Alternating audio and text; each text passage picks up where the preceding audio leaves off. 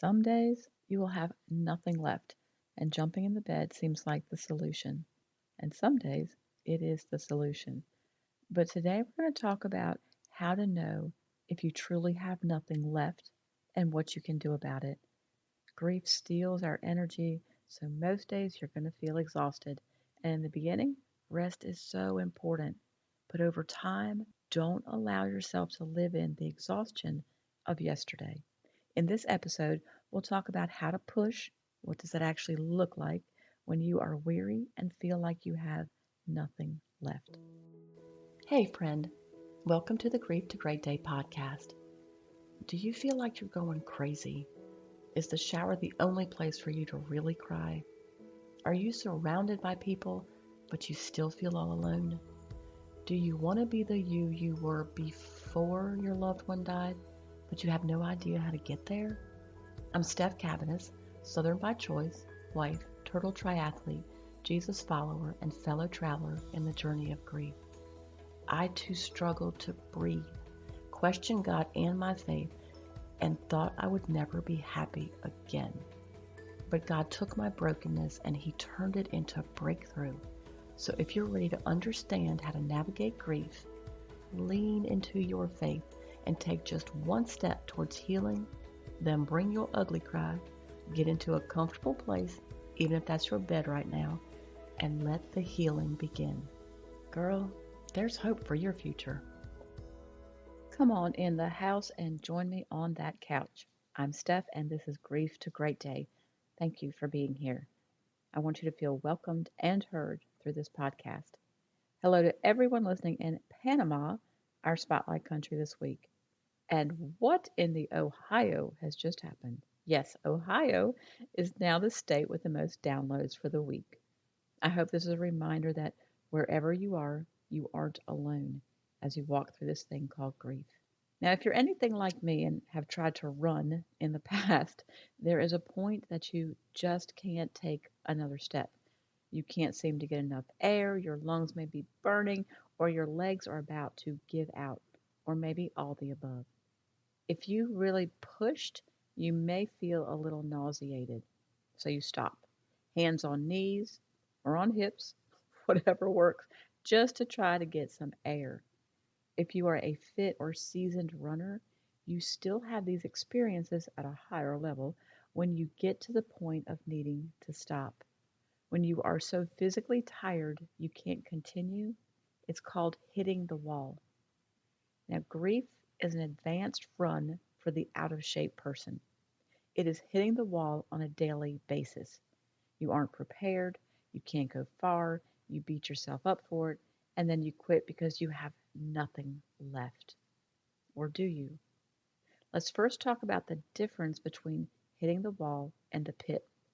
The pit, a lot of times, if we're honest, is more self imposed than the circumstances around us. The grief is real, but when we pile self pity on top, that lands us in the pit. Hitting the wall in grief is the physical, mental, emotional, and spiritual hardness of grief, and it can come together in an instant. The car breaks down, the dog is sick, the bills stack up, a friend has stopped checking on you, and you're angry with God for allowing your loved one to die. These things happen and can all happen at one time. This is you hitting the wall in your grief journey. No self pity is required here because it's all too much and it's overwhelming.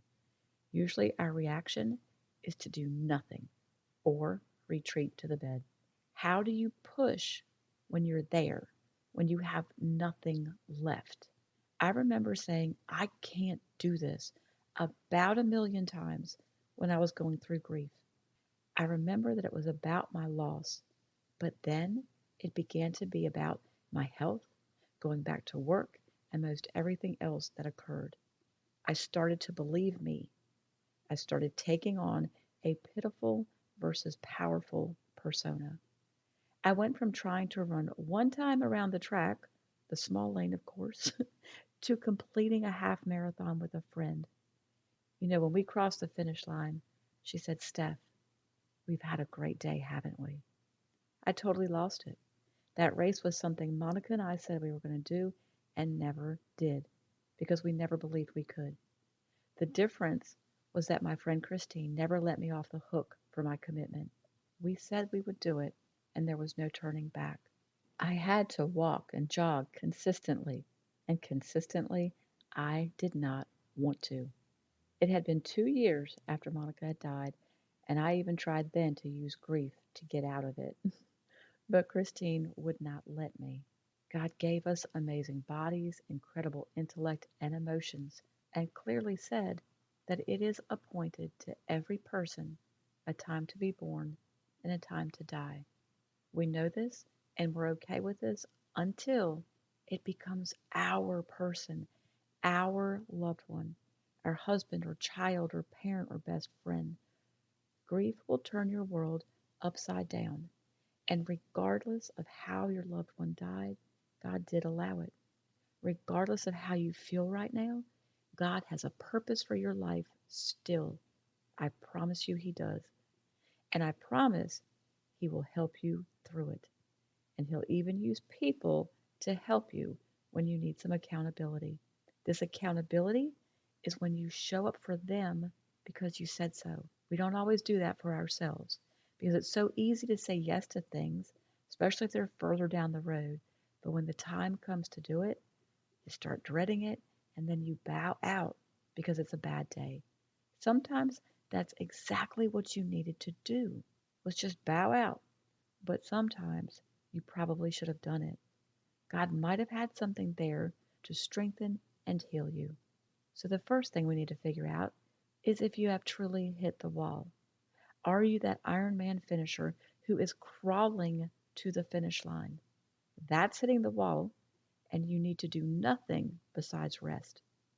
Or are you just so weary from the fight you don't feel like doing anything? In these times, you have more to give. You just don't believe you do. If you can't run, walk. If you can't walk, crawl. But move, you must. There's no television music playing through your daily grind, and your actions don't have to be pretty or profound, but you do have to start pushing. A little push today will reap great dividends tomorrow. Grief can be so uncomfortable in your physical body that doing anything is exhausting. So, in the beginning of your grief walk, say no to more things than you say yes to, and rest, pray, read, and rise on a daily basis in some form. It's fine if giving into your feelings happens more than pushing through them. You need to give yourself a lot of grace during that first year. As time goes on, you have to push more times than you give in. Create that non negotiable and don't let yourself off the hook for it. Now, if you need help, ask a friend to be your accountability partner. My friend April knew of my non negotiable of taking a shower every day, and every day she would call and ask if I had. Some days I wouldn't have done it if she wasn't going to call to ask. I also had an accountability partner for my spiritual health. One day, Trish and I were eating lunch, and I was complaining about life stuff, work, about Monica not being there, what I had to take care of, about the future I no longer had. And she just looked at me, and without skipping a beat, she said, 3 nails and a cross. What? She didn't have to explain herself. And she said it just came out of her mouth. It was probably the Holy Spirit. I quickly stopped complaining. What push looks like when you have nothing left in the tank is going beyond what you feel you are able to do. If you know you have a poor track record with follow through, that's fine, but don't expect it to magically change now. Get yourself some people who will help keep you accountable because every time you push even a little beyond what you think or believe you can do, it'll grow and it'll strengthen you and it will heal you. Our word for the week is Romans 8:26. In the same way, the Spirit helps us in our weakness. We do not know what we ought to pray for, but the Spirit Himself intercedes for us through wordless groans. When you feel like you've hit the wall, when you feel like you have nothing left to give, there is one thing you can do. There is one thing you can do. I said it twice because it's important. You can just call out to God. You can just say, Jesus. His name is powerful. That's all you have to do. So if you're listening to me and you're saying, you just don't understand what I've been through, you don't know how many losses I've had to deal with. You're right, I don't. But I do know that Jesus is more powerful than everything and anything we can go through. So you can call out to him. Your journey works, or the work of your journey for this week, are: number one, the next time you feel like you have nothing left in that moment, determine whether it's an emotional decision or if you really have nothing left. If someone came to you and said, if you will walk a mile, I'll give you $1 million, would you do it? If you say, heck yeah, I don't feel like it, but for $1 million I'll do it, well, then you have something left in you. Please view your healing and your future with the same value. If, in the same scenario, you don't care about the money, well, then you probably don't have anything left, and then you rest. Number two, if you know down deep that you could do a little more, you're just too tired, or you actually say, I don't feel like it, then contact a friend and ask them to be your accountability partner, just to kind of push you along when you need it. And here are some other options to help. Join the private Facebook group. If you want to be a part of an amazing group of faith-filled women walking out the hardest journey of their lives, this is the group to join. Purchase the What to Do After the Loss of a Loved One workshop. I'm telling you, I wish I had this during my first year.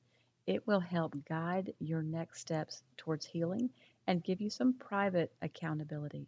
It's broken into 4 sections like a mini support program to give you direction and the action steps to take in the first weeks, months, and even the first years if you feel stuck. Visit grieftogreatday.com. That's grief, the number 2, greatday.com, all one word, for more resources. And if you don't have a church home, visit my church, opendoorchurch.com. Links to the Facebook group, the church, all that good stuff, the workshop, are in the show notes. In the meantime, remember who holds your future. And keep on coming back to the house, keep sitting on the couch, and keep taking those steps, however small or slow, and even when you don't feel like it, towards your healing. Thank you for being here today, for showing up. If this podcast has given you hope, encouragement, or helped you in any way, share it with a friend, either in a text or on your social platforms. Also, please subscribe, rate, and leave a written review on iTunes. It's a huge blessing for me to know that you're out there. Lastly, and this is important, you are not alone. Connect with me on the Grief to Great Day website, the link is below, and sign up for our free newsletters. I want to be able to pray for you by name. Remember, grief isn't something you're going to get over, but a great day is something you can get to.